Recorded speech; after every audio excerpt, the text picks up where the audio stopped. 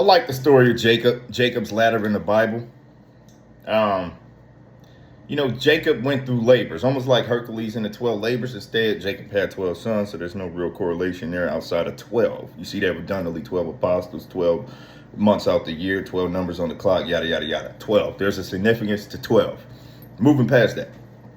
Jacob went through a lot of shit in order to climb this ladder to come face to face with God. Now, this is where you get into Masonic symbolism, right? And different types of symbolism. So essentially, climbing the ladder is the highest level of the vertebrae. Like, it's the highest that you go inside of your own body. You reach the pinnacle, the mind, the temple of God. What's inside in between these two temples? Your mind. So you reach the temple of God through climbing the ladder, right? And you come face to face. Now, in terms of climbing the ladder and how is it Masonic? Well, the highest level of order is 33. That's what they tell you. It's actually more levels than 33, but 33 is the highest level that they tell you. So 33 is relevant, right? Even Jesus died at 33, yada, yada, yada. So it's a lot of relevance and symbolism there as well, in case y'all didn't know. But if you look at the 3-3, it represents the monarch butterfly, the butterfly effect. So you can see how the butterfly effect was taking place in Jacob's life. He's born into this land, he tricks his brother, yada, yada, yada, right?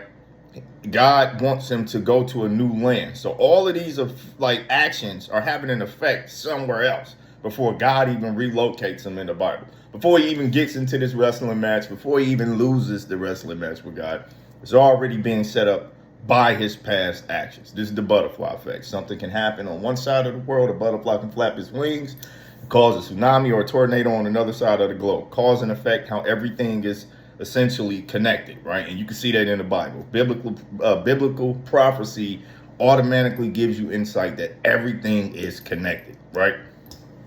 So you can see the symbolism there. Climbing the ladder, face to face, 33, cause and effect, butterfly effect. It's a lot of symbolism in the Bible in general. But in terms of Jacob, I really like Jacob's story because it kind of shows you a slow ascension to godhood. And through him becoming anew, obviously he had to operate out of a new name. He was born into one name. Names have power, names have meaning. Names back in the day would determine kind of your life course. You know what I'm saying? What your destiny was. This was back in those times. People really took the name super serious. So Jacob had to change his name because he was changed and made anew through God. So I like Jacob's ladder. It's the same thing with the pyramid. You know what I'm saying? Building a pyramid, climbing out of yourself. The 33, though, there's a middle road in between the threes, in between the wings. There's a middle path. And you can see this correlation as well in the book of Moses. When he walks through the Red Sea. When he's parting the sea, bro, and he's going through the middle, he's the man stuck in the middle, right? These are hemispheres of the brain, and this represented the water surrounding the brain, bro. He chose the middle path. Essentially, when you choose infinity, zero. So I'm not too far left. I'm not too far right. I'm right in the middle. If I lean too much towards Republican, I miss what the Democrats are saying. If I lean too much towards the Democrats, I miss what the Republicans are saying. But if I'm the man in the middle, I can hear both arguments perfectly fine and take in all the information that I need. This is the highest level of consciousness because now you're surpassing human. You're looking at things from a godhood perspective. In theory. It's all theory. All right. But the symbolism is definitely there. Okay.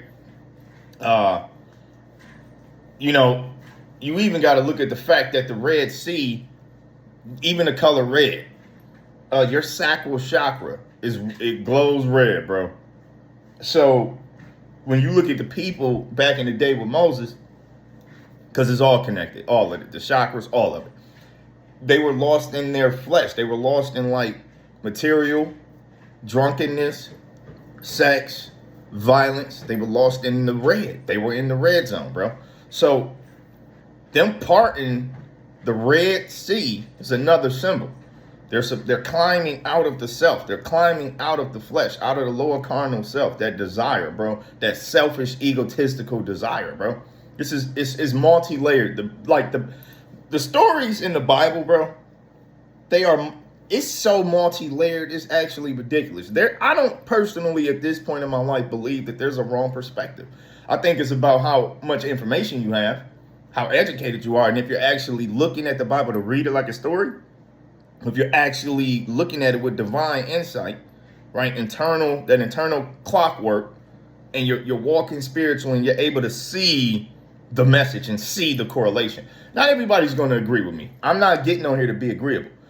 One, I'm perception. I'm all perspective. Theoretical pseudoscience, right? I ain't never told nobody what to believe, but I also know that I know what's right. I know I'm right, and I'm not here to try to convince y'all. So y'all can literally research what was already searched and found. The information is already out there. You ain't even doing much. Just go fucking read. You know what I'm saying? And then people will be less argumentative with me. I'm not on here to debate politics and y'all religions, bro. I'm telling y'all right now, the Bible is definitely multifaceted. It's highly involved in astronomy, psychology, biology, Masonic symbolism. There's no fucking way around it. And one of the deepest truths, though, that I'm seeing today, actually, it's been these last couple of days. I was going to post yesterday, but one of the biggest truths that I'm seeing a lot of the times is being stuck in the middle, bro. And I don't mean stuck as in stuck, stagnation. I mean, you plant yourself in the middle and you become an immovable object when you're faced with immovable forces, bro. Like, or an unstoppable object spiritually when you're facing something that's immovable, like the world and like the evil antagonist, Lucifer. You know what I'm saying? As we call it. Like, you have to be that rock in the current. You feel me? So, try to be zero. You know, they say zero is hero, zero is infinity, bro. Zero is truly the hero of the story. It's the bird's eye view. So be zero, bro. Be infinity, dog. Don't lean too left or too right into your politics and your spiritual belief system. Don't lean too far left and right into your whatever belief system you have. Always be willing to question. Always be willing to do research and look deeper into the things that you say you believe in. Because you might actually really believe in it, but you might also actually not even know what the fuck it's talking about. Straight up. So know that shit. Anyway, go check out the story of Jacob. You can see the trials and tribulations, how he overcame them. Moses, same thing. How they're climbing out of themselves. You know, Saul on the way to Damascus. He's climbing out of himself. You know, you got to climb out of that lower pit, bro. And that's something that I peeped. Like, within myself, and I watched other people do it as well in their own lives. You know, stopping certain habits, ending certain relationships that might have hurt at the end. It's climbing out of your carnal flesh, climbing out of your desire, climbing out of your own trauma and echo chamber and things that keep you in spiritual, physical, and emotional stagnation, bro. Like, and it's really just slowly just degrading you, bro. So, yeah, I want to leave y'all with that. Climb out of yourself. Build the ladder and climb that motherfucker, bro. Because there's levels to the game. It's levels. And it's not easy. It's really not easy. I don't want to get on here and be a hypocrite. No one's going to be perfect. I'm not perfect. But when it comes to like certain habits and decisions that can harm myself or others, I don't make those. I don't, you know, if I'm in a situation where my temperament's being tested, I might want to go on somebody's jaw, bro. Like, I'm directly being lied to and disrespected. You know what I'm saying? Because that'll happen at work, in real life. You know what I'm saying? It don't even matter, bro. Dude, chick, somebody lied to me about something and they don't know I know they lying. Bro, my temperament get tested all the time, bro. Just wanting to snap straight up and take it to that next level just because I don't like people sometimes. You know what I'm saying? And justifying my own evils, but I control it. I control it. It'd be so hard. Sometimes I feel chest pains behind not letting my frustration out. I swear to God. But I control it. And I want y'all to do the same. Because it ain't easy. I am a spokesperson for it's not easy, but it can be done. Straight up. It ain't easy, bro. Some people, they're born with a higher level of control. They're born with a higher level of just letting shit roll off their back. They're born with a higher genetic potential, a stronger spiritual connection. They're born with better gifts and a higher natural intellect than me and maybe you. They're born with this shit. To all of the regular Joes like me and maybe you, we got to work harder for it. It is definitely going to be hard, but it can be done. Keep fighting. I'm done.